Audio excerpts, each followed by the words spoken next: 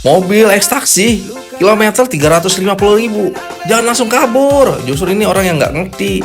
Mobil kayak gini dipakai tiap hari, tapi dirawat super disiplin, oli rutin, servis nggak pernah telat, mesin selalu dicek. Bandingin sama mobil pribadi, dipakai santai, tapi servis nunggu rusak dulu. Gue udah coba sendiri, kilometer tinggi, tapi pas dipakai masih enak, mesinnya halus. Jadi masalah bukan di kilometer, tapi di perawatan. Kalau lo masih ragu, datang test drive. Jangan cuma dengar kata orang. Berani buktiin, chat sekarang sebelum unitnya hilang.